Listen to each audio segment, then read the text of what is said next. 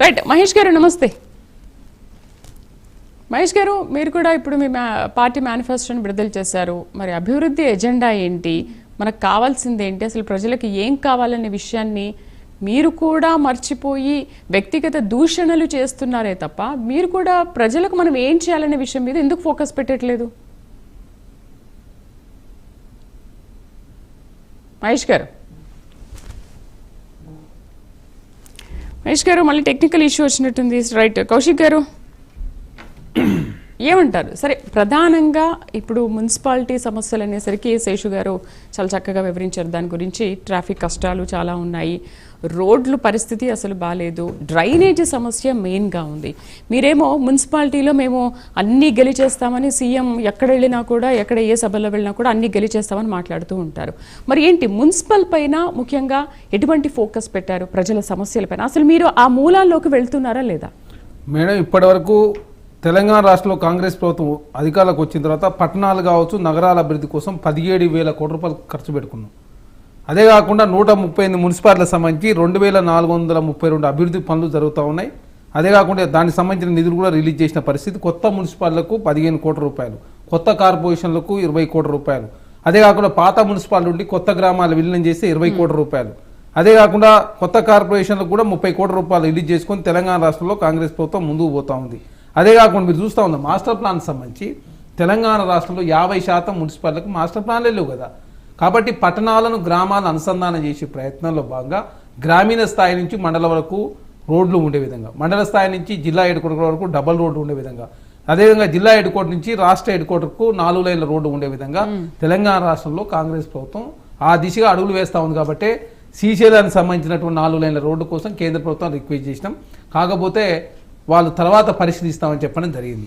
అదే కాకుండా ఈ పోర్టు, డ్రై పోర్ట్ నుంచి మచిలీపట్నం పోర్టు వరకు 12 లైన్ల రోడ్డు వేసుకొని అక్కడ విస్తరించుకునే ప్రయత్నం చేస్తే దాన్ని కూడా కేంద్ర ప్రభుత్వం ఈ బడ్జెట్లో ఇవ్వలేదు. తర్వాత దాన్ని కూడా పరిశీలిస్తామని చెప్పడం జరిగింది. కాబట్టి కాంగ్రెస్ ప్రభుత్వం మీరు గుర్తుపెట్టుకోవాలా, పట్టణాల ద్వారా ఆదాయం అనేది, అదేవిధంగా పట్టణాలలో జనాభా సంఖ్య ప్రతి సంవత్సరం పెరుగుతూ ఉంది. కాబట్టి ఆ దిశగా మాస్టర్ ప్లాన్లు కావచ్చు, రోడ్ల ఎక్స్టెన్షన్ కావచ్చు, ఇంటర్నల్ రోడ్స్ కావచ్చు, అదే కాకుండా త్రిబుల్ కావచ్చు, త్రిబుల్ రైలింగ్ కావచ్చు, ఎంఎంటీఎస్ని, ఆర్టీసీని, మెట్రోని అనుసంధానం చేసే ప్రయత్నంలో ప్రభుత్వం ముందుకు పోతా ఉంది. దానిలో భాగంగా ఇప్పుడు త్రిబుల్ సంబంధించి కూడా ల్యాండ్ అక్విజిషన్ విషయంలో కేంద్ర ప్రభుత్వం సహకారాన్ని 50% మీరు భరించండి అని చెప్పేసి కేంద్రానికి కోరిన వారు కూడా సానుకూలంగా స్పందించారు. అంటే ఇప్పుడు ఏంటి, కేంద్రం నుంచి నిధులు విడుదల అవ్వట్లేదు కాబట్టి మేము ఏం చేయలేకపోతున్నాం. ఇక్కడ దయచేసి కేంద్రం కూడా మొన్న 53 లక్షల కోట్ల బడ్జెట్ ప్రవేశపెట్టారు. 17,20,000 కోట్ల రూపాయలు వాళ్ళు కూడా అప్పు తీసుకున్న పరిస్థితి. మహిళలకు సంబంధించి 50,000 కోట్ల రూపాయలు ఈ బడ్జెట్లో పోయిన బడ్జెట్ కన్నా ఈ సంవత్సరం తక్కువ పెట్టారు. అదే కాకుండా రాష్ట్రాలకు సంబంధించి పోయిన బడ్జెట్లో 2 లక్షల కోట్లు రాష్ట్రాలకు సంబంధించి నిధులు కట్ చేస్తే ఈ సంవత్సరం మళ్ళీ ఒక 50,000 కోట్ల రూపాయలు. అదే కాకుండా కేంద్రం స్పాన్సర్డ్ స్కీమ్స్ 20 ఉంటే 17 స్కీమ్లకు నిధులు తక్కువ చేసారు. అదే కాకుండా కిసాన్ సంబంధించిన ఇన్సూరెన్స్ దాంట్లో కూడా నిధులు తక్కువ చేసి చాలా.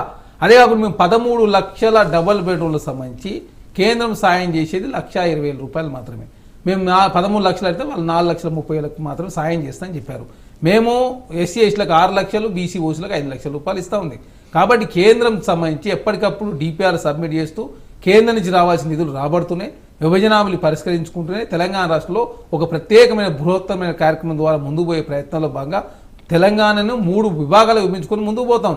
ఇళ్ళకనే పండగ అన్నట్టు ఇప్పుడు చెప్పారు శేష్ గారి, చాలా సమస్యలు, మరి చాలా సమస్యలు మేము వచ్చి 2 సంవత్సరాలు అవుతున్నాయి. 10 సంవత్సరాల కాలంలో సమస్యలు పరిష్కారం కానట్టే కదా. కాబట్టి FRBM లిమిట్ లోబడి కూడా మేము యంగ్ ఇండియా ఇంటిగ్రేటెడ్ స్కూల్కి సంబంధించి FRBM లిమిట్ లోబడి దానికి ఎగ్జామ్షన్ ఏం చెప్పినాం, కానీ దానికి ఎగ్జామ్షన్ ఇయ్యని పరిస్థితి మనం చూస్తా ఉన్నాం. అదే కాకుండా ఇక్కడ కేంద్రానికి సంబంధించి కూడా ఒక జిల్లాకు, అదేవిధంగా హాస్టల్, ఒక్కొక్క జిల్లాకు ఒక హాస్టల్ పెడతారు. తెలంగాణలో కూడా రేపు 33 హాస్టల్ వచ్చే అవకాశం ఉంది. కాబట్టి తెలంగాణ రాష్ట్రంలో కాంగ్రెస్ ప్రభుత్వం వచ్చిన తర్వాత విద్య, వైద్యం, సేద్యం కావచ్చు, పట్టణాల ద్వారా ఆదాయం వస్తూ ఉంది. కాబట్టి పట్టణాలను ఇన్ఫ్రాస్ట్రక్చర్ డెవలప్మెంట్ చేసుకున్నట్లయితే భవిష్యత్తులో ట్రాఫిక్ సమస్య కావచ్చు, ఎంప్లాయ్మెంట్ సమస్య కావచ్చు, ఇవన్నీ రాకుండా ఉండాలంటే ఖచ్చితంగా ఇవన్నీ పరిష్కరించే ప్రయత్నంలో ముందుకు పోతాం. అందుకే గోదావరి వాటర్ ఫేస్ సంబంధించి 15 టీఎంసీలు మూసిని పునర్జీవించే కార్యక్రమంలో 5 టీఎంసీలు హైదరాబాద్ తాగునీటి అవసరాల కోసం, అదే 2వ ఫేజ్ని తీసుకొచ్చే ప్రయత్నంలో భాగంగా ప్రభుత్వం ఆల్రెడీ 7,000 కోట్ల రూపాయలతో టెండర్లు పిలిచినాం. మూసిని పునర్జీవించే కార్యక్రమం జరుగుతూ ఉంది. హైడ్రా ద్వారా తెలంగాణ రాష్ట్రంలో హైదరాబాద్లో మీరు చూస్తే అద్భుతాలు క్రియేట్ చేసే ప్రయత్నం. ఎందుకంటే చెరువుల దగ్గర పోయి మనం ఇల్లు కట్టుకుంటే ఇళ్ళకు వచ్చే అవకాశం ఉంది. కాబట్టి అట్లాంటి పరిస్థితి ఉండొద్దు. ఎందుకంటే ఆనాడు 200 చెరువులు 50% బీఆర్ఎస్ ప్రభుత్వం ఆయనలో కబ్జాలకు గురైనాయి. ఇంకా 40 చెరువులు అయితే మొత్తం 100% కబ్జాలకు గురైన పరిస్థితి మనం చూసినాం. కాబట్టి దాన్ని కూడా రాజకీయం చేసే ప్రయత్నం, మూసీకి సంబంధించి మేము పునర్జీవం చేసుకుంటే 1,20,000 కోట్లు అని చెప్పి బదనాం చేసే ప్రయత్నం. మేము అడిగింది 6,000 కోట్ల రూపాయలు. ఏడీబీ బ్యాంక్ రుణం ఇస్తానికి సిద్ధంగా ఉంది. ప్రైవేట్ పబ్లిక్ పార్ట్నర్షిప్లో ఉన్నాను, మేము పెట్టుకోవడానికి సిద్ధంగా ఉన్నాం. మీరు గంగా నది, యమునా నదిని, సబర్మతి ప్రక్షాళన చేసుకురు. అదే కాకుండా మీరు అదే టెంపుల్ సీట్ కూడా గుజరాత్లో పెట్టుకుని మేము 4 సీట్ ఏర్పాటు చేసుకుని చెప్పి కోరుతా ఉన్నాం. గ్లోబల్ సబ్మిట్ కూడా నిర్వహించినాం హైదరాబాద్లో. దేశంలో ఏ రాష్ట్రంలో చేరే విధంగా గ్లోబల్ సబ్మిట్ కూడా నిర్వహించారు. గ్లోబల్ సబ్మిట్ చేస్తే అక్కడ ఏమున్నాయంటే టెంట్లు తప్ప అని చెప్పి బదనాం చేసి ప్రతిదీ రాజకీయం చేసే ప్రయత్నం. ఎందుకంటే 20 సంవత్సరాల ముందస్తు ప్రణాళికతో ముందుకు పోనట్లయితే భవిష్యత్తులో చాలా ఇబ్బందులు వచ్చే అవకాశం ఉంది. ఎందుకంటే మీరు చూస్తా ఉన్న కామారెడ్డి లాంటి ప్రాంతాల్లో 40 సెంటీమీటర్ల వర్షం వచ్చిన పరిస్థితి, ఎండాకాలంలో 50 డిగ్రీల ఎండ వేడితో ఇబ్బంది పడే పరిస్థితి. కాబట్టి ఈ చెరువులను పునరుద్ధరించే ప్రయత్నం కావచ్చు, తర్వాత ప్రకృతి కాపాడే ప్రయత్నం కావచ్చు, అదే కాకుండా అండర్ గ్రౌండ్ డ్రైనేజ్ కావచ్చు, లేకపోతే గ్లీనరీ కావచ్చు, ఇవన్నీ కూడా ప్రక్షాళన చేసే ప్రయత్నం మీద పోతా ఉన్నాయి. ఎందుకంటే మీరు చూసారు యంగ్ ఇండియా సంబంధించి ఇంటిగ్రేటెడ్ స్కూల్ ఎందుకంటే విద్యారంగాన్ని ప్రక్షాళన చేసుకునే ప్రయత్నం. ఎందుకంటే ప్రభుత్వ రంగంతో పాటు ప్రైవేట్ రంగంలో కూడా ఉద్యోగాలు కల్పించే ప్రయత్నంలో స్కిల్ యూనివర్సిటీ కూడా ఏర్పాటు చేసుకున్నాం. స్పోర్ట్స్ను అగ్రగామి ఉంచే ప్రయత్నంలో స్పోర్ట్స్ యూనివర్సిటీ కూడా ఏర్పాటు చేస్తున్నాం కదా మేము తెలంగాణ రాష్ట్రంలో. ఎంతమందికి దీంట్లో అవకాశం కల్పిస్తున్నారు, ఎంతవరకు సాల్వ్ చేస్తున్నారనేది మీరు ప్రకటనలకే వెళ్తున్నారు, కానీ దాని అమలులో మాత్రం ఎక్కడ సాధ్యమైనట్టుగా కనిపించదు. ఎక్కడ మేడం పోలీసులకు సంబంధించి మంచిర్యాల స్కూల్ ప్రారంభమైందా లేదా? ట్రాన్స్జెండర్స్ ట్రాఫిక్ సేవలు ఉపయోగించుకుంటాం లేదా? ఒకసారి చెక్ చేసుకోండి. మేము ఎక్కడ కూడా గుర్తుపెట్టుకోవాలి. కాకపోతే ప్రచారం తక్కువ, పని ఎక్కువ ఉంది మాది. బీఆర్ఎస్ పార్టీ పని తక్కువ, ప్రచారం ఎక్కువ చేసుకున్నారు. తెలంగాణకు అందరి కాడికి అప్పులు తీసుకొచ్చి మీరు కాంట్రాక్టర్లు 1,20,000 కోట్ల రూపాయలు పెండింగ్ మేము పెట్టిపోలే. ఉద్యోగుల రిటైర్మెంట్ బెనిఫిట్స్ 9,000 కోట్ల రూపాయలు మేము ఇవ్వకుండా పోలే. మీరే ఇవ్వకుండా 5,000 కోట్ల రూపాయలు రియంబర్స్మెంట్ ఇవ్వకుండా పోయింది మీరు. మహిళా సంఘాల 4,000 కోట్ల రూపాయలు ఇవ్వకుండా పోయింది మీరు. 7 లక్షల డెవలప్మెంట్ ఇస్తా అని చెప్పి 70 ఇచ్చింది మీరు. పోడు భూములు 14 లక్షలు ఇస్తా అని పంపకుండా పోయింది మీరు. యాదవులు 2 విడత గొర్రె లేకుండా పోయింది మీరు. వైట్ రేషన్ సంబంధించి ఎంత ఇచ్చారో తెలంగాణ సమాజం చూసారు. కాబట్టి ఒకటి కాదు, మేము ఏమంటున్నాం, పారిపోతలే. మేము ప్రజా ప్రభుత్వము చర్చ చేయడానికి సిద్ధంగా ఉన్నాం. గోదావరి జిల్లాలో కావచ్చు, కృష్ణా జిల్లాలో కావచ్చు. చేయకుండానే రాష్ట్రం ఇక్కడ దాకా మరి ఏమిటికి వచ్చింది మేడం? తెలంగాణ 70,000 కోట్ల అప్పున్న తెలంగాణ 7 లక్షల కోట్ల రూపాయలు అప్పు ఎట్లా అవుతుంది? మీరు 1,80,000 కోట్ల రూపాయలు ఇరిగేషన్ ప్రాజెక్ట్ మీద ఖర్చు పెడితే 1 ఎకరం కూడా భారతలే. తెలంగాణ రాష్ట్రంలో సమైక్య రాష్ట్రంలో 18 లక్షల మోటార్ పంప్ చెట్లు ఉంటే 18 లక్షల మోటార్ పంప్ చెట్లు ఉంటే సమైక్య రాష్ట్రంలో, తెలంగాణ రాష్ట్రంలో ఒక్క తెలంగాణ అంటే మేడం తెలంగాణ రాష్ట్రం 25 లక్షల మోటార్ పంప్ సెట్లు అయినాయి. తెలంగాణ రాష్ట్రంలో 25 లక్షల మోటార్ పంప్ సెట్లు అయితే తెలంగాణ రాష్ట్రం ఒడిశాకు పెడితే మీకంటే కాలేజీ వల్ల ఒడిశాకు పెట్టింది.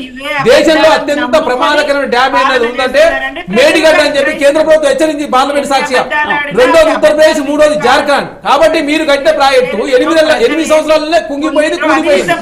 కాబట్టి 8 సంవత్సరాలు కుంగిపోయిన ప్రాజెక్టులు మీరు నాణ్యత లోపంతో ఉందని చాలా స్పష్టం. ఇంకోటి కూడా municipal election free and fair election జరుగుతున్నాయి కాబట్టి 2020లో జరిగిన మున్సిపల్ ఎలక్షన్ లో 80 ఇనానమస్ అయిన కౌన్సిలర్లు, అందులో ఎంఐఎం పార్టీ 3, బీఆర్ఎస్ పార్టీ 77. ఇప్పుడు మొత్తం ఇనానమస్ అయినది 14. 14లో 12 కాంగ్రెస్ పార్టీ, 2 బీఆర్ఎస్ పార్టీ. చాలా పారదర్శకంగా, చాలా డెమోక్రసీలో కాంగ్రెస్ పార్టీ ముందుకు పోతుంది. కాబట్టి మీరు ఇనానమస్ కూడా అధికార దర్పణాలు పెట్టుకొని మేము అడుగునే ప్రయత్నం చేయడం లేదు. చాలా ఫ్రీ అండ్ ఫెయిర్ ఎలక్షన్ దానిలో కాంగ్రెస్ పార్టీ గెలవాలని భావిస్తున్నాం తప్ప ఏదో పవర్ అడ్డం పెట్టుకొని అక్రమాలకు గెలవాలనే ఉద్దేశం కాంగ్రెస్ పార్టీ లేదని చాలా స్పష్టం. సుమిత్ర గారు, మరి ఏంటి